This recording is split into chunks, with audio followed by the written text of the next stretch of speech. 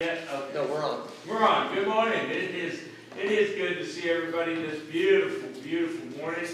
Glad that we could be here. If you joined us online, we are glad that you have joined us. And we will turn to number 405, Oh, the Fount of Every Blessing.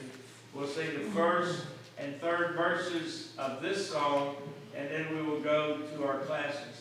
Now, if I crack in the middle of this, just know that I've been having some throat problems with drainage, so we'll do the best we can do. Number 405.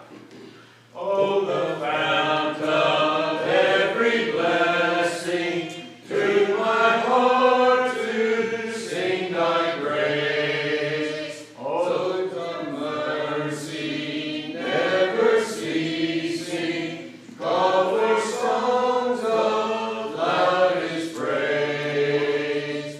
Teach me ever to adore thee, may I still thy goodness prove, while the hope of endless glory fills my heart with joy and love. Oh, to grace how great a debtor daily I'm constrained to be. Let thy goodness like a fetter bind my wandering heart to thee. Never let me wander from thee, never leave the God I love. Here's my heart, oh, take and seal it for thy courts of love. You may go to your classes.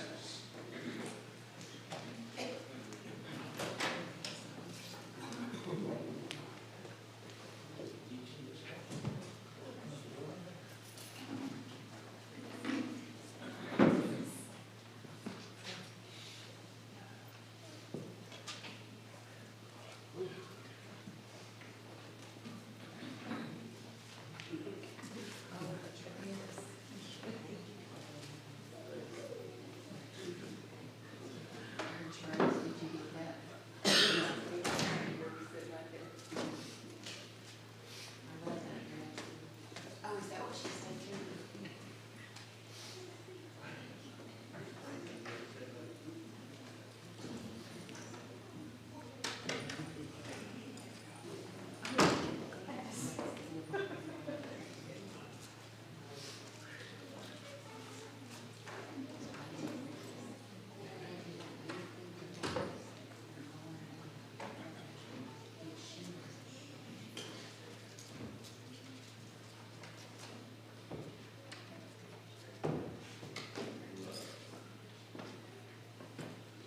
Good morning. Morning. It's good to have everybody with us this morning as we're going to continue our study in Psalm 139 as we're continuing through the book of Psalms and the 5 books that are found in it, the 5 divisions that are there. As we've been stating, Psalm 139, of course, we talked about last week, the beginning of it, describes the nature of God and his very personal involvement in our lives. David is the author of the psalm, as we stated, and basically the overall message of the psalm is, even though God is all-knowing and all-powerful, he cares about every single individual human and wants everybody to make the decision to choose him, to follow him, to look to him and just know that he is our Father in everything we do and everything we're about. You know, if you ever start feeling, as stated before, like you're alone in this world, that everything's against you, go read Psalm 139. Psalm 139 is a very uplifting psalm. It tells us about the power and the grace and the knowledge, just the amazingness about God and how important it is to have him on our side as we look through that. So we know that last week we looked at, we looked at Psalm 139 verses 1 through 6. We discussed it, and knowing that these 6 verses, describe God's infinite knowledge, or we could say all-knowing. David understood that God was all-knowing and realized it and just experienced it throughout his whole life. And we know that we can do the same thing today. And then we look at Psalm 139, verses 7 through 12. This section of our psalm deals with God being everywhere at one time. And not just like he's there, but I mean he's involved with what's going on. He's there always, all the time, everywhere. And so then brings us to Psalm 139, verse 13 through 14. And we looked at it for just a moment. We looked a little bit about these verses. We know that this third section of Scripture speaks of God's unlimited power, that he doesn't have a limit on any of his power. It's unlimited. And while all creation is proof of God's unlimited power, David, we know, he's going to focus on the greatest creation of all, and that is the creation of humans, and the ability that God has given us to reproduce life and continue this world. And we know many times we hear God stating that to others, to go and reproduce and make others, and gives the opportunity for those souls to follow God and to look to him. We know that David, of course, gives God the credit for forming him and covering him in his mother's womb. And that's great assurance of understanding that if David did that, talking to God, knowing God, writ those words are inspired by God, we know this is God telling us himself. And knowing that David also praises God for his marvelous works, including how he has created you and I today. So as we look at this, when we think about the complexity, we stated this last week. Well, let's go and read this first. 13 and 14. Someone read this, please, for us. Verses 13 and 14. For you have formed my inward parts. You covered me in my mother's womb. I will praise you, for I am fearfully and wonderful made. Marvelous are your works, and that my soul knows very well. Thank you. So as we see this and understand here, we stated that last week that David makes it clear about, God knows all that and was there with him and knew him before. When we begin to think about the complexity of a human, of how he or she is made, it will really blow our mind. It really does. If you really get deep into it and start studying about it, and it makes us begin to understand how powerful and knowledgeable our God, or how much knowledge our God really has. We looked at this for just a second last week and asked what this was, and it was named, this one said DNA, and that's exactly right. And we know and realize that scientists have shown that the human body has trillions, not millions, not billions, but trillions of cells, and they actually fall into some 5 different categories. And so as our scientists make new discoveries about our bodies and its DNA, we get to have a better picture of just how complex the human body is, including the complexity of just one cell. If you remember years ago, before, it's normal now, but it wasn't normal to collect DNA for a crime. It just wasn't normal. We didn't know how to use it. Now they can actually collect DNA and get it to the person. I mean, you can realize who did it, what they're about, to shows that complexity just right there in each one of our cells.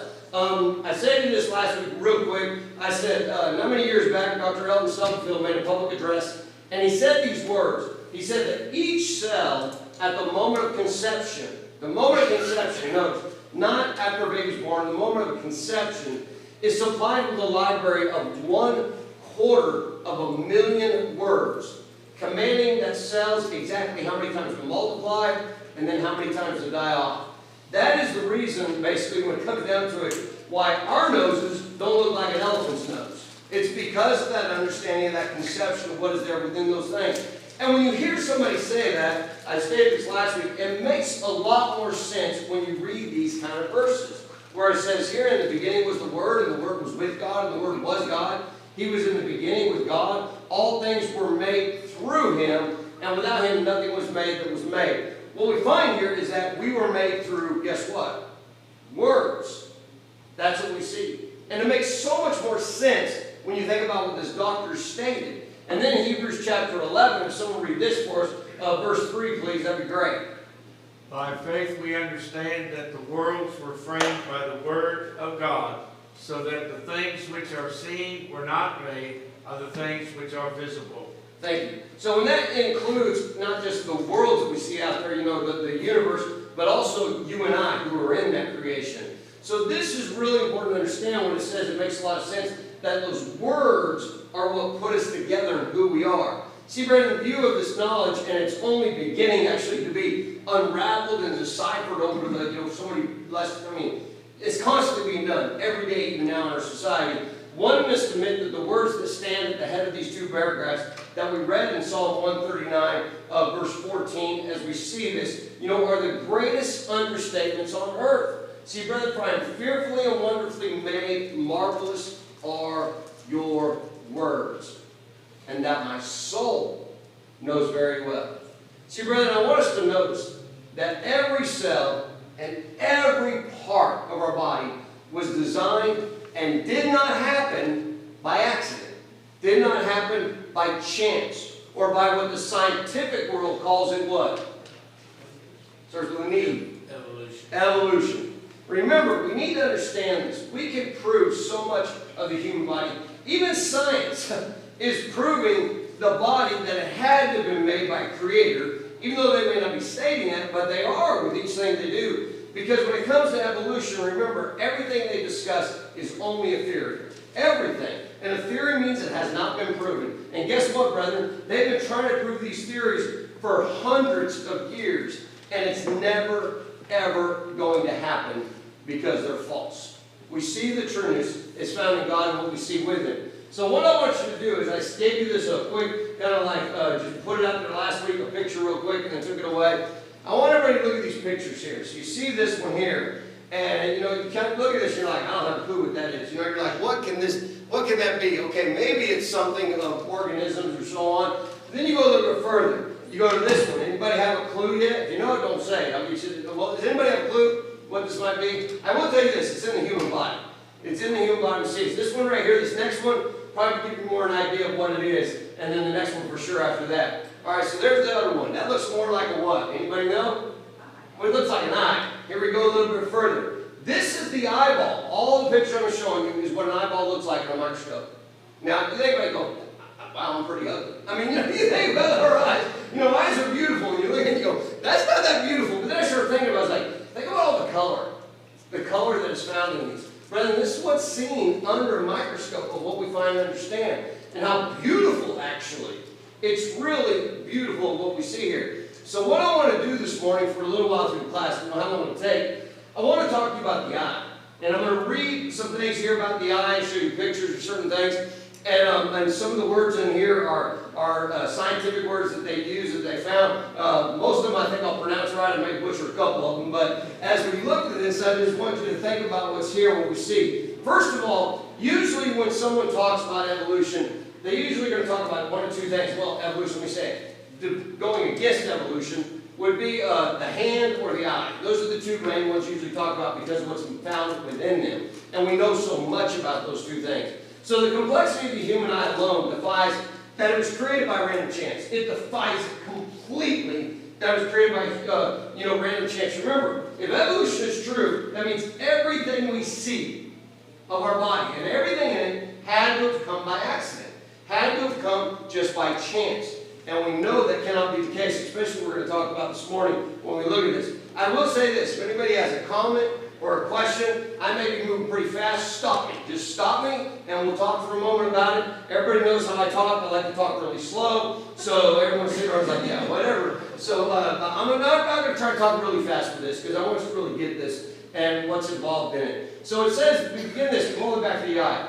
The first discovery of the eye, really looking at it, goes all the way back to Alexandria, Egypt. And so we see the first examined eyes, what we're told, what we find in books and so on. And it was in the 1st century A.D. Really remarkable. 1st century A.D. that it was found when you go all the way back to that. And it was an anatomist, and his name was Rufus of Ephesus, and he described the main parts of the eye, which included the dome-like cornea at the front that we have, the colored iris, the lens, and the virtuous humor, which gives the eye its shining look. So this is in the 1st century that this doctor, he looked at the eye, he described, sure, he had an eyeball, and he was looking at it, what was involved there. But what didn't they have that we had many years later?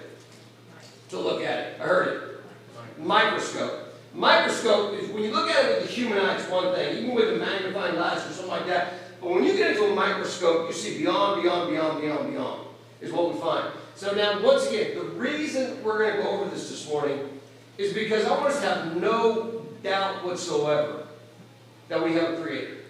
And I'm sure, I know all of us here believe that and 100% understand that. But there are more and more teachings and things being done, especially when you get into college, that are trying to move everybody away from God. And that's why things like this are so important for us to know, talk to our children about, grandchildren, and let them realize that this is such a simple thing to speak about the eye. So today, thanks to microscopes, we now know these, along with many other parts of the eye, work in harmony to produce the gift of sight that we have. There's more than just the eye that gives the gift of sight. Blood pressure, cholesterol, dealing with our heart and so on, it changes all that. And so we see that here, age, we know it changes the eye, and just different things with it. So let's go and kind of go over these things a little bit. The outer white layer of the eye is called the, let me try to get this right, sclera. More commonly known as basically this. This is why I like saying the white of the eye. That's real simple to understand. The white of the eye is there. Everybody understands that. I know sometimes it gets a little red, but that's when it's irritated. But it's usually the white of the eye. The layer is extremely durable. This is remarkable. Fibrous tissue that extends from the cornea, the clear front section of the eye, all the way back to the optic nerve at the back of the eye. This is what's cool. There's 6 tiny muscles known as the extraocular muscles, or EOMs. Have you ever heard that? You may have even seen that in getting an eye test and so on. They connect to the sclera around the eye and control the eye's movements. For the muscles known as the rectus muscles, control the horizontal and vertical movement, while 2, the oblique muscles, control the rotation. Everybody look to the right. Look back to the left. Look back, look up, look down. How hard was that? How hard was that, everybody? Your body basically, with me just saying, your body was automatically what? Pretty much doing it. And that's what we see. That's what's found in these that we see here. All 6 muscles work together so the eye moves smoothly. Well, we can do we can do this too. We can make our eye look in a circle, can't we? We look all the way back around. We can do that. And say, they tell you try to do that moving your head. That's kind of hard. But that's what it does so quickly. This includes, as we think about this and realize how smooth it is. The inside of the eye also can be divided into 2 distinct parts.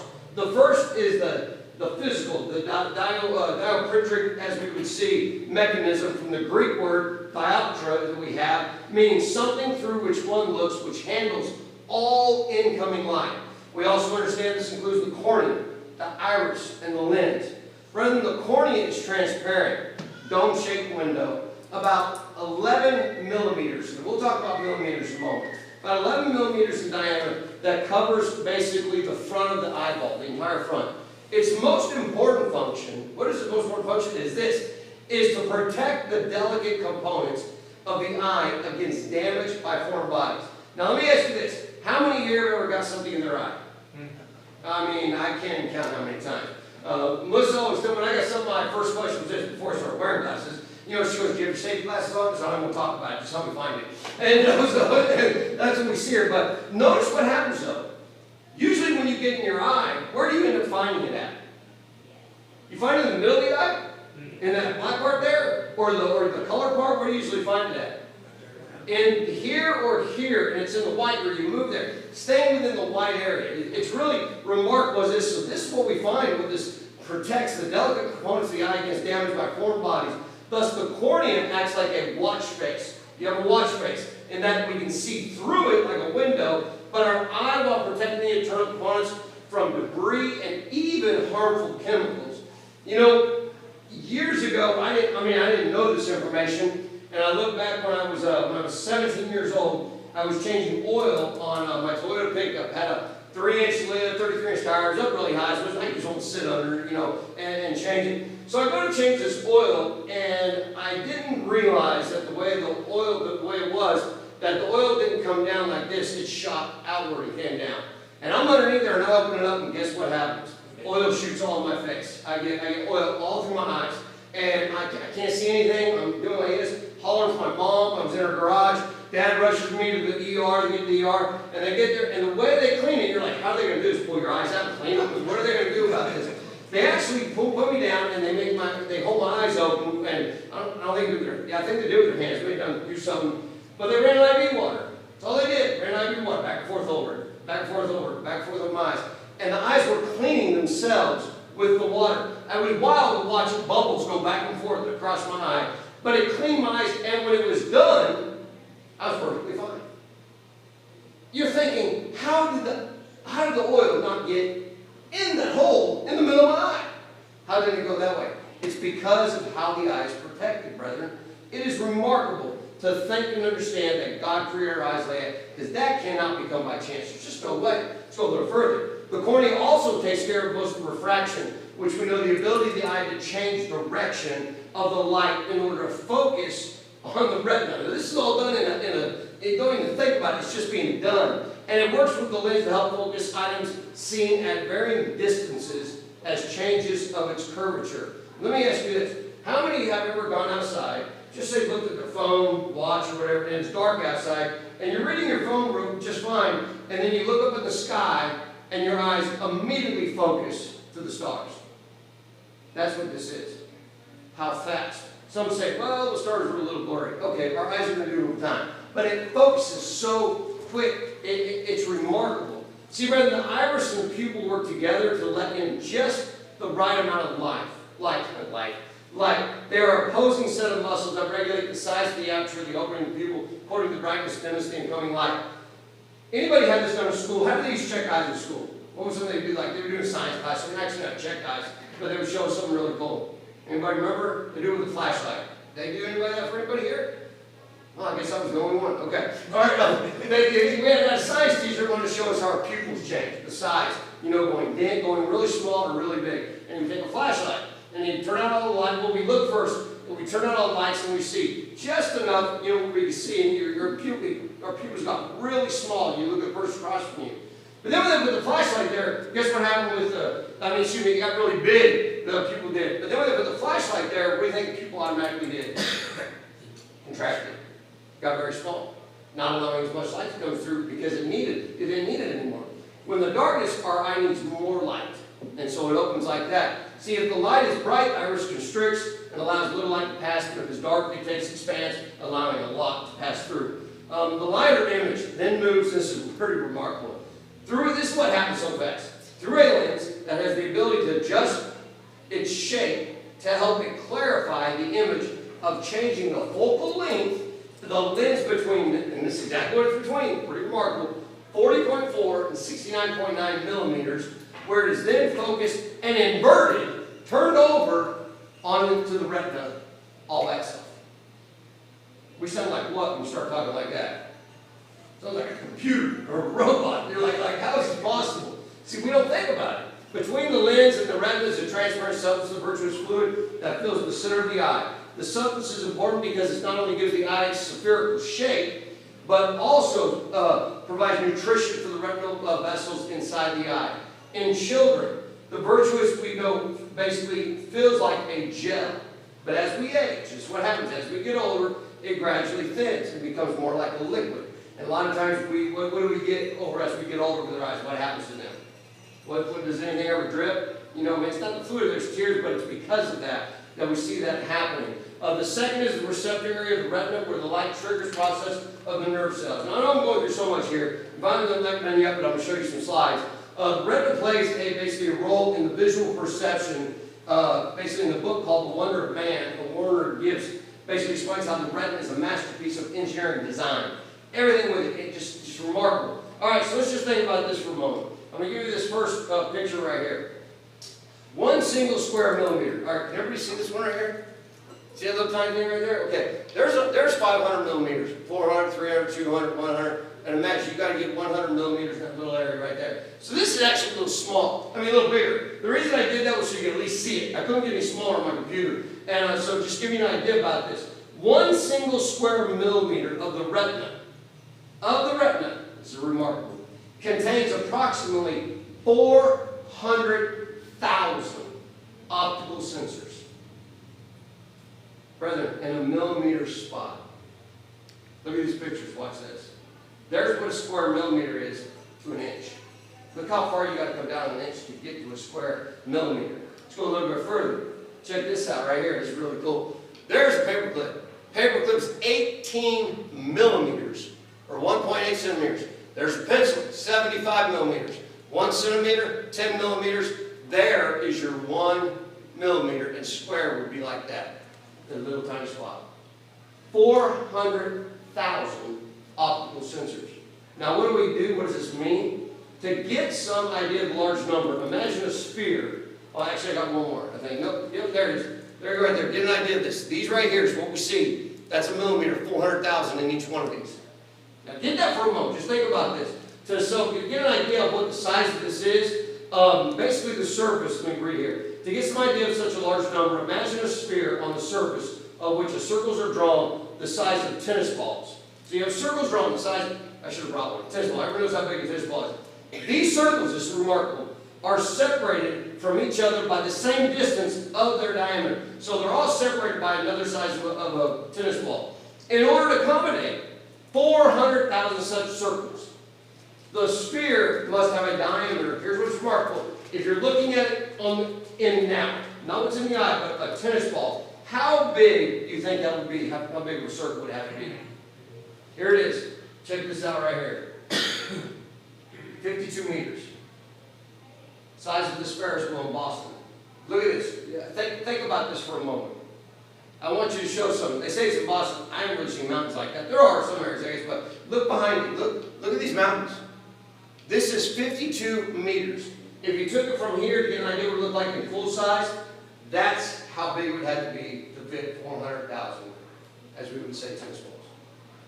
It's just remarkable, brethren, that our eye is like that. See, Alan L. Gillen also praised the design of the retina in his book, Body Design. He said the most amazing component of the eye is the film, which is the retina. This light-sensitive layer at the back of the eyeball is thinner than a sheet of plastic wrap. Now, when you pull out a plastic wrap, what does it always do? It immediately cleans everything. Why? Besides being sticky somewhat, why do you think it does that? You know, I see some laughing over here because it always happens over there at the fellowship. Oh, when you're done, when we're done trying to do stuff. It's because it's so thin. That's what happens. This is the same thing with the eye. And it is more sensitive light than any man-made film ever produced in the world. The best camera film can handle a ratio. Now, we usually don't use film anymore. But when we did, a ratio of, here it is, think about this. Best camera film can handle a ratio of 1,000 to 1 photons in the terms of light intensity. So 1,000 to 1. Here we go. By comparison, you ready for this? Human retinal cells can handle a ratio of 10 billion to 1. 10 billion to 1 over the dynamic range of light waves of 380 to 780 nanometers. I'm not going to explain all that. But the human eye can sense as little as a single photon in light and dark. That's huge. That's a blip of not even a second. Not even a second of a second. It's just a blip of how that happens. Rather than the bright daylight, the retina can bleach out, turning its volume control, is what they call it, way down so as to not overload. In other words, this is what it is. The light-sensitive cells of the retina are like an extremely complex high-gain amplifier that is able to magnify sound more than 1 million times. So y'all hear me coming through this right now, coming through speakers? Imagine that 1 million times louder. You go, what? Rather, our cell structure and how the differing parts of our body works together to make us live is overwhelming proof within itself that we have a what? A creator, a designer. There is no, I just want to think about saying, how could all of this, and that's only one part of our entire body, how could all of this we talked about come by chance over evolution and over the years? There's no way. But I want to go a little further. Does it show you how powerful God really is? How knowing? How amazing to make things do all that and then to make it all work without us even thinking about it. How many of us have to think about focusing our eyes? How many of us have to think about, seeing? I know we have vision that changes over time and on, but think about our eye basically does all this by itself. And you know what it has to do? It has to go from the eye to the brain back down the eye. And it does all that how fast? Instantaneously. We can't even give it a number. So that's what we see. So there you go. I know it said it would take a little while to get through all that, but that's what we find there and understand. I just wanted to show you how complex the eye is. And that's only basically, that's not even half of what you talk about the eye. I mean, it's remarkable what all you can go into it. So now by stating that, all right, let's go to the next step. Psalm 139, 15 through 16. We're going to go ahead and continue here. So David is showing us without a doubt how wonderful God is, how powerful, how strong, how amazing, and how he created David, and even before David was created, which brings us to this verses, 15 through 16. If someone go ahead and read this for us, please. Psalm 139 on the board, verses 15 and 16. My frame was not hidden from you when I was made in secret, and skillfully wrought in the lowest parts of the earth. Your eyes saw my substance, being yet unformed, and in your book they all are written. The days fashioned for me, when as yet there were none of them. Thank you. I should have asked for it. Did anybody have comments or questions, everything we went over? Nope? Okay, all right. So 15 through 16, these verses give back the idea of God's infinite knowledge and unlimited power. God knew about David when? When did he know about David? What does it say there in that verse? He knew about David being formed before it what? Before it even happened. Before it even happened. And even though he was being formed in secret, that's the way you look at this, in secret, that is being formed inside his mother's womb, we know where no one else can see with the naked eye, God could see him being formed. Some may say, well, that was good for David. God did it for David. God can do that with who? Everybody. From the beginning of time, there was only one person that, let me rephrase that, two people that this didn't happen to. Who was that? Adam and Eve. But God knew who they were and created them to be what we are today, as we refine and understand. See, brethren, this phrase, skillfully wrought in the lowest parts of the earth, is referring to, of course, we know, his mother's womb. Some other passages that speak of the unlimited power comes from the following. This is Gabriel. Gabriel says these words in Luke 1:37, talks about, for with God, nothing will be impossible. Nothing. That leaves out, we know what that leaves out, right? Nothing. I mean, it's that easy to see and understand. Job 42 verse 2. Notice what we see here. I know that you can do everything and that no purpose of yours can be withheld from you. None whatsoever. And then we have, oh, there's some weird there. All right, Jeremiah. Jeremiah, so read that, 32:17, please. Lord God, behold, you have made the heavens and the earth by your great power and your outstretched arm. There is nothing too hard for you. Nothing too hard for you. Are there things in this life that are too hard for us? How many of us here can pick up 1,000 pounds? I mean, did you raise your hand? Elizabeth raised her hand. I'm impressed. Wow. No, you know what? You think about this for a moment. I mean, nothing at all is too hard. I love how Jeremiah says it. Doesn't say nothing's impossible. Too hard for you. You know, there are so many things that I would love to do that I can't. You know, I mean, they're too hard. You know, I need a second person or a third person. And we see that. But God isn't that way. Knowing that God has this kind of power should not be just like, oh, this is so cool. It should be comforting to you and I. That's what David's talking about here. That it's so comforting because of what he finds in God. Which brings us to verses 17 and 18. Let's go ahead and read these verses as he moves on about a little about the sand. And so we'll go ahead and read this for us, please. 17 and 18. How precious also are thy thoughts unto me, O God. How great is the sum of them. If I should count them, they are more in number than the sand.